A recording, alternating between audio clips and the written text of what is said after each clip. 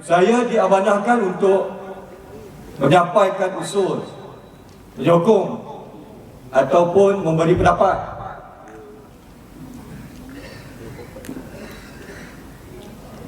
tentang apa yang disampaikan oleh Datuk Presiden kita tadi.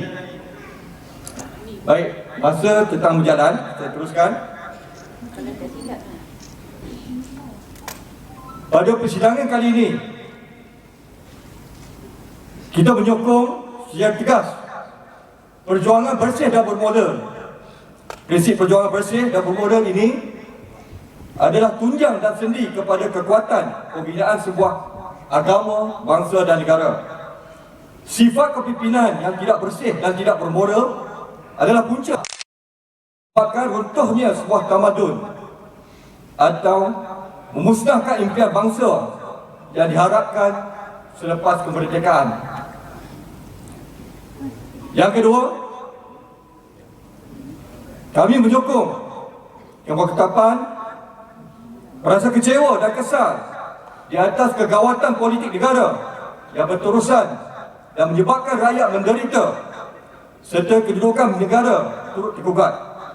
Setelah 64 tahun negara merdeka, apa yang diharapkan oleh rakyat masih ibarat kata indah kabar dari rupa. Isu kenaikan mendadak kuasa hidup rakyat dan hutang negara mencecah lebih dari 1.3 trilion. Jurang ekonomi antara kaum semakin melebar. Jurang pendapatan antara kaya dan miskin juga semakin membesar. Yang kaya bertambah kaya dan yang miskin menjadi fakir. Kekallah mereka kais pagi makan pagi, kais petang makan petang. Kita boleh lihat setiap hari. Berbagai isu telah menjadi ancaman kepada kesejahteraan kehidupan rakyat. Maruah negara juga tercabar apabila negara kita dinobatkan sebagai sebuah negara rasuah di kaca mata antarabangsa. Dalam persidangan ini juga kita mengenal pasti segala punca kegagalan demi kegagalan adalah disebabkan kerana kepimpinan politik negara, termasuk di antara penjawat awam yang terlibat dengan rasuah, penyalahgunaan kuasa, pemborosan dan kegagalan kuasa undang-undang, iaitu rule of law. Ketiadaan iltizam politik dan kelemahan iman di kalangan pemimpin yang sepatutnya menjadi contoh dan tauladan kepada rakyat, maka lahirlah pemimpin yang berperanan memusnahkan kepentingan dan maruah negara. Dalam persidangan ini juga kita menyokong penuh gagasan cadangan Datuk Presiden ke arah mewujudkan sebuah akta yang diberi nama Akta Sabotaj Ekonomi Negara. Akta Sabotaj Ekonomi Negara ini boleh menjadi instrumen atau alat ke arah pembentukan sebuah kerajaan yang bersih dan yang benar-benar berintegriti.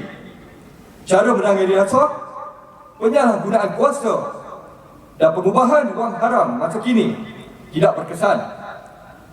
Membuang masa berlaku banyak pembaziran wang negara dan masih ada penjenayah rasuah berjaya melepaskan diri dari hukuman. Yang kita nampak, curi duit 2-3 ringgit cepat masuk ke dalam. Yang curi berbilion-bilion boleh merayap hidup-hidup. Konsep Akta Sabotaj Ekonomi Negara mempunyai ciri-ciri keselamatan dalam negeri, iaitu ISA. Rasuah bukan sahaja buruk kepada ekonomi negara, tetapi boleh juga mengancam keselamatan negara. Kerusuhan rakyat dan rampasan kuasa sering berlaku di setengah negara kerana amalan rasuah yang tidak terkawal. Dalam persidangan kali ini juga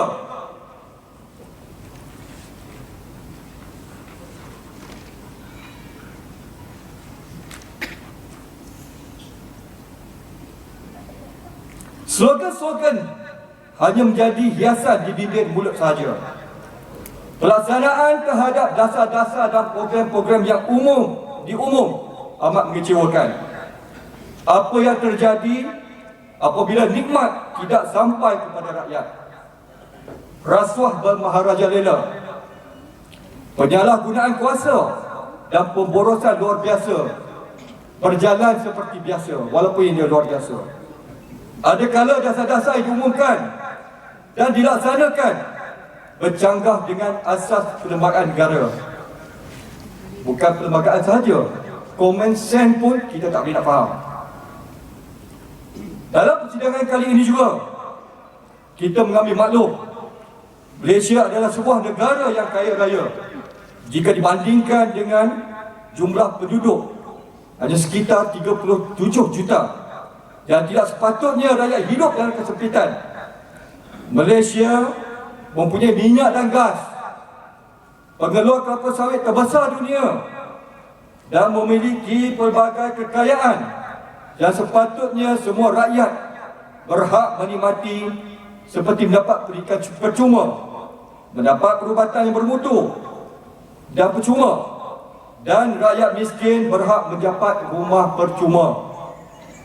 Ada negara yang tidak mempunyai apa-apa kelebihan seperti Malaysia dengan jumlah penduduk yang lebih besar, namun kehidupan rakyat di negara berkenaan tidak seteruk yang kita alami daripada mereka sampai sekarang. Dalam persidangan kali ini juga, dengan jelas kita menolak fahaman liberal dan hak asasi manusia yang bercanggah dengan ajaran Islam.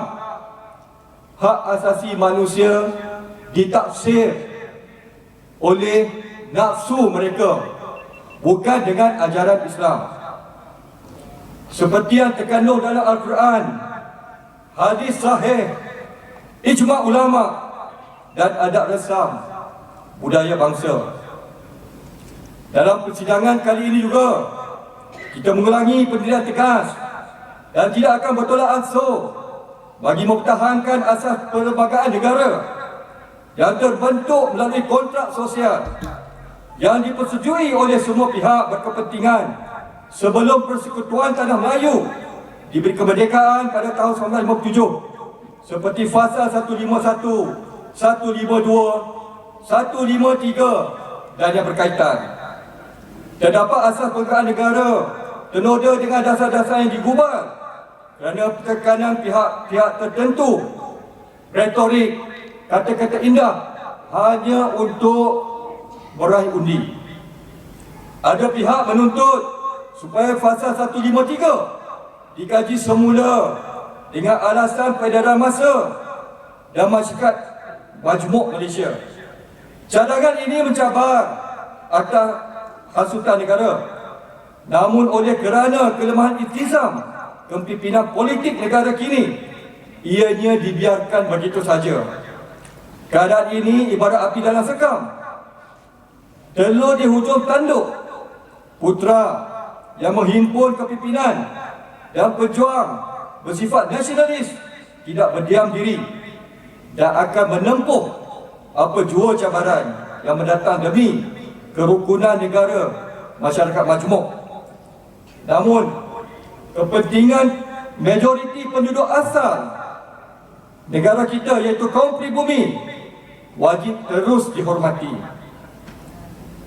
Persidangan kali ini juga kita melahirkan rasa kesal dan mengutuk kepimpinan kerajaan yang tidak bersih, tidak bermoral dan tidak mempunyai iltizam politik, hingga hilang rasa hormat terhadap sensitiviti umat Melayu dan penganut agama Islam yang merupakan kaum majoriti apabila mengizinkan nama timah untuk dilabelkan pada minuman keras whisky dan menambah jumlah cabutan khas judi sebanyak 22 kali setahun. Tindakan ini menjadikan Malaysia bukan sahaja terkenal dengan negara rasuah, tetapi juga sebagai negara judi. Putra melahirkan rasa malu kerana ianya berlaku di bawah kerajaan keluarga Malaysia yang majoritinya umat Islam. Jika ini berterusan, kami dari Kepimpinan Putra seluruh negara menolak konsep negara Malaysia kerana ia bercampur aduk antara perkara makruf dan munkar. Persidangan kali ini juga kita bertegas bagi mengembalikan kedaulatan negara dan kesejahteraan kehidupan rakyat. Maka rakyat wajib memilih, mengangkat dan menyokong pemimpin-pemimpin dan parti yang dilihat bersih dan bermoral. Jika rakyat memberi sokongan kepada pemimpin dan parti berdasarkan kepada pemberian habuan atau rasuah, maka hasilnya rakyat akan terus dihidangi dengan pemimpin-pemimpin haprak. Saya pinjam kata-kata daripada Datuk Presiden. Persidangan kali ini juga kita menggesa kerajaan meminda perlembagaan supaya diisyaratkan mana-mana kawasan yang mendapat kelulusan pembalakan mesti wajib mendapat kelulusan EIA sebelum pembalakan dibenarkan atau dimulakan, bagi menjamin tidak berlaku kerosakan seperti kemusnahan alam sekitar, flora dan fauna, bukit bukau dan penempatan orang asal. Semangat perjuangan Iltizam Putra membujur lalu melintang patah dan genggam bara api diajari haram. Allahu Akbar, Allahu Akbar, Allahu Akbar. Sekian, wassalamualaikum warahmatullahi taala wabarakatuh. Assalamualaikum warahmatullahi wabarakatuh. Waalaikumsalam.